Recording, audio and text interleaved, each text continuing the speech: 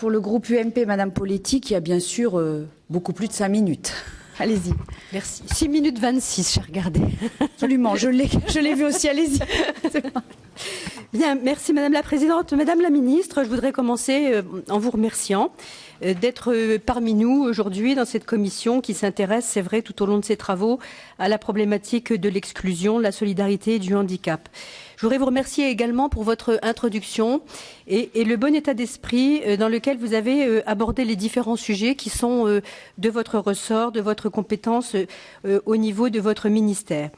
Je souhaiterais d'abord faire une petite introduction sur le fait que les problématiques, notamment des personnes handicapées, représentent des enjeux tellement importants que nous sommes continuellement dans la réflexion, dans le projet, et que à la fin du mandat de M. Jospin, ça n'était pas fini, ni à la fin du mandat de M. Chirac, ni à la fin du mandat de M. Sarkozy, et ça ne sera pas terminé à la fin du M. Hollande. Voilà. Et je crois qu'il faut que nous ayons tous ensemble cet état d'esprit pour savoir qu'il nous faut réfléchir ensemble pour essayer de nous d'améliorer en fait l'environnement des personnes handicapées et en état de souffrance sociale le mieux possible.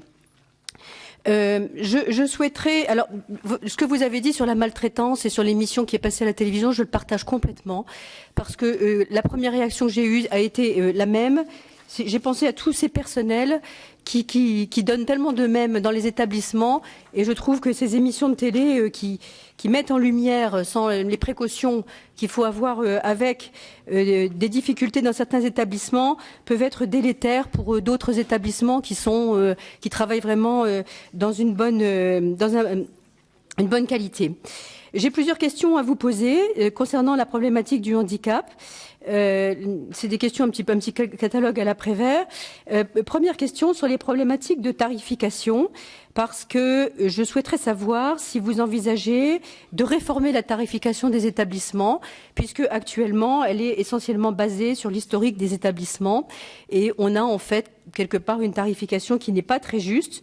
Et de plus, j'ai eu à constater, notamment dans ma région, notamment autour de la problématique de la loi Creton et de l'admission de personnes qui dépendent de la loi Creton dans des établissements pour jeunes, que des moyens sont retirés par l'ARS, en tout cas dans ma région, des moyens sont retirés à des établissements alors qu'il semblerait que dans d'autres régions, la réaction de l'ARS ne soit pas la même.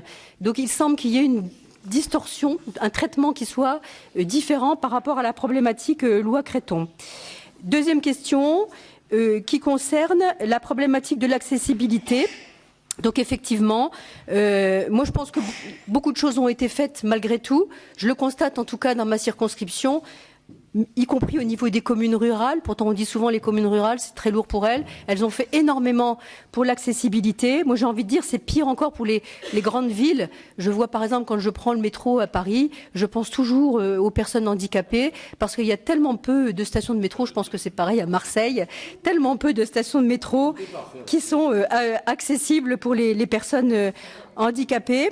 Et au propos de l'accessibilité, notamment au niveau du logement, j'avais posé déjà la question quand on a eu à débattre de ce sujet sur les normes de construction. Vous avez parlé de la simplification des normes.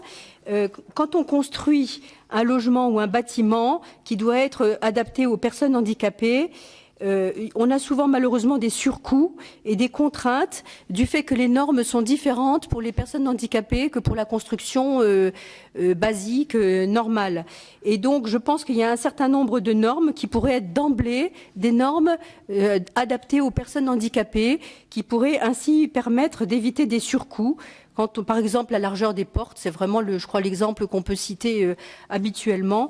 Pourquoi ne pas faire dans la norme toutes les portes de manière assez large, qu'elles puissent être d'emblée adaptées. Ma troisième question concerne la barrière d'âge entre la problématique du handicap et la problématique de la dépendance.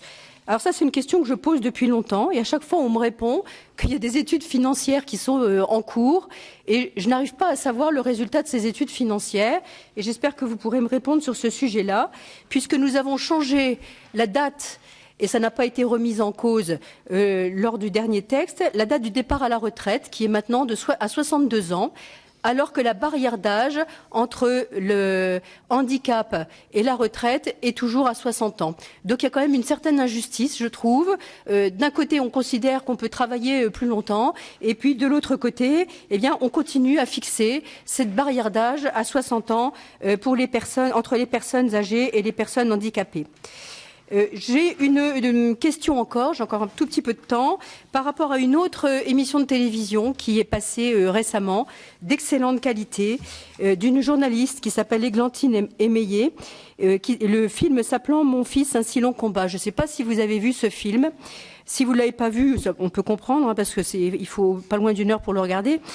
C'est très très intéressant parce que ça raconte le combat des parents avec un enfant handicapé, polyhandicapé en l'occurrence, et alors c'est en région parisienne, donc il y a peut-être une spécificité de la région parisienne, mais la incapacité de la part de la MDPH de venir en soutien à une mère qui cherche un établissement pour accueillir son enfant. Moi, j'ai trouvé que c'était quand même incroyable d'envoyer cette mère dans des établissements dont on savait d'emblée que soit il n'y avait pas de place, soit c'était pas la bonne réponse par rapport à l'âge de l'enfant.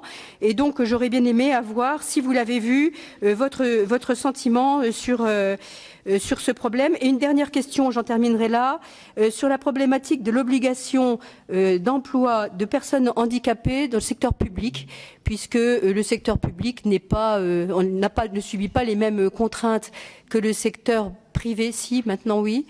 Parce que d'après ce que j'en sais, notamment dans l'éducation nationale, il semblerait qu'on soit loin d'être à l'objectif. Mais bon, il y a peut-être des choses, voilà. Et voilà, donc j'ai 6 minutes, c'est bon. Merci Madame